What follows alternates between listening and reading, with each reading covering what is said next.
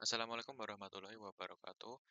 Saya di sini akan mempresentasikan hasil diskusi dari kelompok 6, yakni mengenai prediksi kelulusan mahasiswa dengan metode logistik regresi.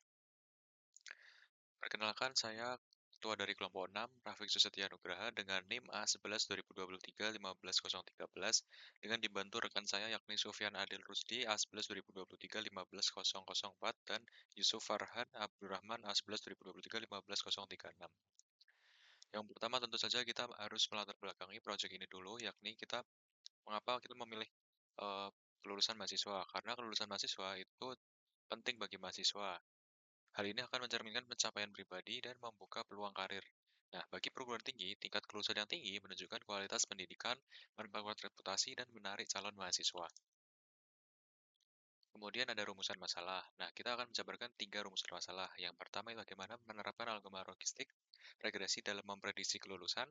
Kemudian ada bagaimana cara pembuatan model logistik regresi dalam memprediksi kelulusan mahasiswa. Serta yang terakhir, bagaimana cara mendeploy model prediksi kelulusan ke dalam Streamlit. Kemudian tujuan penelitian tentu saja kita harus menerapkan algoritma regresi logistik untuk mengevaluasi faktor-faktor yang memengaruhi kelulusan mahasiswa. Yang kedua, membangun model prediksi kelulusan berdasarkan data yang relevan seperti nilai, kehadiran, dan parameter lainnya. Yang ketiga, mengembangkan aplikasi Streamlit dan berbasis web untuk prediksi kelulusan secara interaktif dan interaktif. Yang ketiga, manfaat penelitian kita bagi menjadi 4, yakni bagi universitas ini sebagai referensi dalam pengembangan penelitian. Dan bagi penulis, ini meningkatkan wawasan dalam pengolahan data dan keterampilan Python sebagai bekal dunia kerja. Dan yang ketiga, bagi mahasiswa, membantu perencanaan akademik dan memberikan peringatan dini bagi yang berisiko terlambat lulus. Dan yang terakhir, bagi pembaca akan memberikan wawasan tentang penerapan algoritma dalam pendidikan dan analisis data. Yang kedua, kita masuk ke landasan teori. Nah, kami eh, mereferensi 2 jurnal. Yang pertama yakni dengan judul Prediksi Kategori Kelulusan Mahasiswa dengan menggunakan metode regresi logistik multimonial yang ditulis oleh Rafika Syahranita Suhartono dan Syahidus Zaman dan dirilis pada tahun 2023 dengan kesimpulan yakni model regresi logistik mereka menghasilkan akurasi sebanyak 85,5%, presisi 78,5%, dan recall 93,9%. Dan yang kedua, kita kutip dari eh, regresi logistik juga, namun dengan beda judul, yakni prediksi kinerja sebagai rekomendasi kenaikan golongan dengan decision tree dan regresi logistik, yang ditulis oleh Eric Dwi Anggara dan sebagainya, yang diterbitkan tahun 2022. Nah, metode decision tree dan regresi logistik ini menghasilkan akurasi masing-masing 98,76% dan 90,12% untuk regresi logistiknya. Nah, untuk itu, apa sih logistik regresi itu? Nah, logistik regresi adalah metode analisis statistik yang digunakan untuk memprediksi peluang terjadinya suatu peristiwa berdasarkan satu atau lebih variabel independen. Berbeda dengan regresi linear yang memprediksi nilai numerik, nah logistik regresi ini digunakan untuk masalah klasifikasi, yakni eh, saat variabel target bersifat kategoris atau biner. Nah, bagaimana cara kerja logistik regresi? Yang pertama, eh, dengan menggunakan sumbu X dan sumbu Y. Dengan sumbu Y, yakni dengan target yang mempunyai variabel true dan false, dan sumbu X yang mempengaruhi si sumbu Y tersebut. Nah, kita beri contoh sebagai berikut, ada grafik X dan Y dengan variabel yakni jumlah SKS yang diambil. Dan dengan sumbu Y yakni false dan true dari sumbu X tersebut. Nah, bisa dilihat bahwa titik-titik di sini merupakan data yang dari mahasiswa. Ya, kemudian ditarik kesimpulan bahwa jika semakin jumlah SKS yang diambil lebih banyak, maka mahasiswa tersebut banyak lebih lulus. Berbanding terbalik juga dengan jika jumlah SKS yang diambil itu lebih sedikit, maka yang terlambat itu lebih dominan banyak. Nah, dari sini bisa disimpulkan bahwa eh, prediksi akan bisa dilanjut jika parameter lainnya juga akan ditambah. Jadi misal jumlah SKS diambil, eh, tingkat stres, dan sebagainya. Kita masuk ke bab 3, yakni metode penelitian. Metode penelitian kita akan bagi menjadi alur penelitian dan alur pemodelan. Kita akan membahas alur penelitian terlebih dahulu. Pertama adalah perumusan masalah. Bertujuan untuk menemukan solusi terbaik untuk masalah kita tersebut. Dan yang kedua adalah studi literatur. Kita mencakup referensi jurnal tadi untuk sebagai referensi dari data kita. Dan yang ketiga ada perencanaan pengambilan data. Kita sebenarnya sudah mencari dataset yang terkait, namun tidak sesuai dengan harapan kita, sehingga kita eh, pengambilan datanya jadi dua, yakni data primer yang dimana kita dibantu oleh ChatGPT untuk membuat data dummy-nya yang sesuai dengan fitur yang kita mau. Dan yang kedua adalah data sekunder. Jadi kita memasukkan data-data dari dataset dari jurnal yang kita sudah kutip, kemudian kita gabung menjadi satu dataset tersebut. Dan kemudian ada proses pengolahan dan analisa data, yakni kita mengolah data tersebut menjadi data yang baik. Ya, kemudian permodelan kita akan bahas tadi, dan yang terakhir adalah kesimpulan dan saran. Oke, kita masuk ke alur permodelan. Yang pertama jelas kita akan menginput data yang sudah dibuat dari GPT.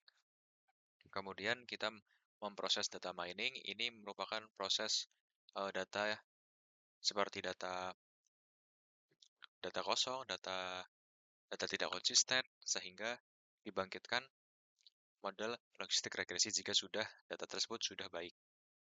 Kemudian data tersebut akan dilatih oleh model. Data tersebut akan dibagi menjadi dua, yakni data testing dengan data training.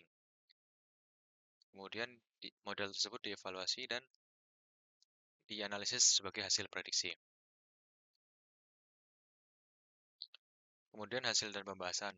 Bab ini akan menjelaskan langkah-langkah permodelan menggunakan Google Colab dan Python.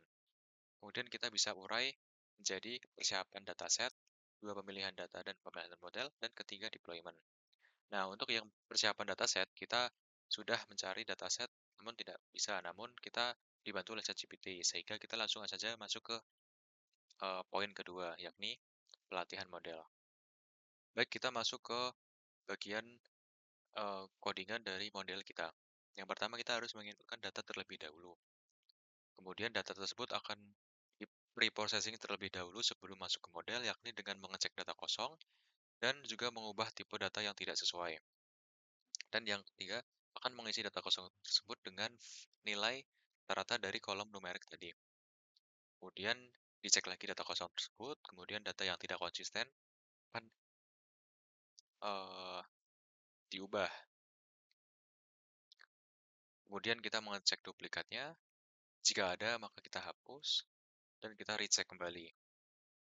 Nah, kita akan mengedrop fitur yang kiranya tidak diperlukan dalam pemodelan. Yakni kita menghapus fitur name dan address. Kemudian ini untuk melihat histplot untuk setiap fiturnya. Ya, seperti ini dengan fitur seperti di bawah. Nah, kemudian kita menggunakan library Sklearn untuk mengidentifikasi fitur kategorikal. Kemudian kita mengencode kategorikal tersebut menjadi numerik. Nah, kemudian tampilannya sudah ada seperti ini semuanya. Kemudian kita hitung korelasi dari data yang sudah di-encode tersebut. Kemudian terlihatlah korelasi yang seperti ini. Kemudian kita masuk ke bagian trend test split untuk memisahkan fitur dan target. Dan kita akan membagi dataset tersebut sebanyak 80% dan 20%. Nah, kemudian kita akan uji parameter grid-nya dan menginisialisasi model tersebut. Nah, kemudian kita prediksi data tersebut dan kita memperoleh akurasi sebanyak 0,96% dengan confusion metric 51, 1, 2, 46. Maaf, tadi akurasinya 0,97. Kita masuk ke file untuk deployment-nya. Nah, di sini kita karena kita sudah mengekspor file model kita, kita harus menaruh file model tersebut pada file deployment kita. Nah, kemudian kita setelah memasukkan model tersebut, kita update juga untuk di bagian prediksi kelulusan. Untuk sebelumnya kita membuat batch untuk penjelasan aplikasi tersebut dengan dokumentasi fitur-fitur yang akan diinput. Kemudian kita akan menjelaskan, kita akan membuat cara menggunakan aplikasi tersebut dan dengan tutorial yang user akan bisa jalankan. Dengan yang dengan prediksinya, fitur-fitur tersebut sudah diberi parameter supaya user lebih gampang untuk menginputnya. Dan di dalam button prediksi, kita juga sudah tambahkan untuk logika, misal user tersebut menginput data 0 atau tidak mengisi data, maka button tersebut tidak akan terisi, alias hasil yang prediksi kita tambahkan untuk kode alert. Kemudian jika hasil tersebut 0, modal tersebut 0, maka mahasiswa tersebut akan lulus tepat waktu, begitu juga sebaliknya. Jika tidak 0, maka mahasiswanya akan lulus terlambat. Baik, untuk deployment dari Streamlink-nya kita sudah buat, yakni yang pertama kita masuk ke page penjelasan aplikasi tersebut. Nah, kita sesuai yang saya utarakan tadi, page ini berisi tentang dokumentasi dari fitur-fitur yang akan diinputkan, kemudian ada button untuk cara menggunakan aplikasi dan tujuan aplikasi tersebut. Nah, kemudian kita masuk ke modeling tadi. Nah, kita bagi menjadi beberapa fitur yang akan diinput. Nah, kita harus masukkan detail berikut. Baik, saya sudah isi data yang akan diinputkan, misal dengan status ekonomi, mahasiswa mampu, IPK terakhir mahasiswa 3.6, jumlah total SKS mahasiswa yang mengikuti dari semester 3 saat ini, kemudian rata-rata kehadiran mahasiswa, berapa jumlah mahasiswa yang diulang, bagaimana support keluarga mahasiswa, apakah mahasiswa menerima bimbingan, bagaimana tingkat stres mahasiswa, bagaimana dukungan keuangan mahasiswa, bagaimana akses ke kampus mahasiswa. Kemudian kita klik prediksi, maka mahasiswa tersebut akan lulus tepat waktu. Dan jika kita misal tidak menginputkan total SKS mahasiswa, maka hasil button prediksi tersebut akan alert untuk uh, harus mengisi semua data terlebih dahulu. Mungkin itu saja. Sekian dari deployment untuk kelulusan mahasiswa. Baik, kemudian kita kesimpulan. Baik, kita ke kesimpulan. Cut. Baik, kita masuk ke kesimpulan. Jadi kesimpulannya kita berhasil memprediksi kelulusan siswa dengan akurasi 0,96, maaf 0,97, menunjukkan kemampuan klasifikasi yang baik berdasarkan faktor akademik maupun non-akademik. Kemudian model ini juga berhasil diintegrasikan ke dalam aplikasi web berbasis Streamlit yang interaktif dan user-friendly, mendukung penerapan teknologi dalam pengambilan keputusan pendidikan. Mungkin cukup sekian dari kelompok 6. Saya ketua dari kelompok 6 mengucapkan mohon maaf apabila ada kata yang salah maupun uh, kekurangan kata.